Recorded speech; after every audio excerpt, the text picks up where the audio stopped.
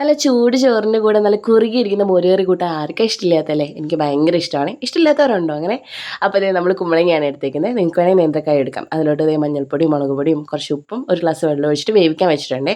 ഇത് നമ്മൾ മിക്സിയുടെ ഒരു ജാർ എടുത്ത് അതിലോട്ട് ഒരു മുറി തേങ്ങ ചിരകിയതും കുറച്ച് നല്ല ജീരകം ഒരു ചെറിയ ടീസ്പൂൺ ചെറിയ ജീരകവും അതിലോട്ട് 3-4 മണി ഉലുവയും ഒരു 4 അല്ലി വെളുത്തുള്ളിയും 5-6 പച്ചമുളകും എരിവിനനുസരിച്ച് എടുക്കാമേ.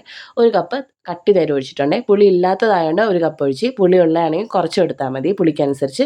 നല്ല മഷി പോലെ അരച്ചിട്ട് ദേ നമ്മൾ വെന്ത കുമ്പളങ്ങയിലോട്ട് ഒഴിച്ച് കൊടുത്തിട്ടുണ്ട്. നന്നായിട്ട് മിക്സ് ചെയ്യുക. എന്നിട്ട് ദേ ഒരു പാൻ വെച്ച് അതിലോട്ട് ഓയിൽ ഒഴിച്ച് അതിലോട്ട് കടുകും കറിവേപ്പിലും മുളകും ഉണക്കമുളകൊക്കെ നന്നായിട്ട് വറുത്തിട്ട് അതിലോട്ട് ഒരു തരി മുളക് പൊടി ഒരു ഭംഗിക്ക് ആ മഞ്ഞ കളറിലോട്ട് ഒരു ചുവന്ന ഒരു ഇത് ചേരുമ്പോൾ ഒരു ഭംഗിയല്ലേ, അതും കൂടി ഇട്ട് ലാസ്റ്റ് ദേ കുറച്ച് കായപ്പൊടിയും കൂടി ഇട്ട് കഴിഞ്ഞാൽ നമ്മൾ അടിപൊളി മോരുകറി റെഡിയാണ്.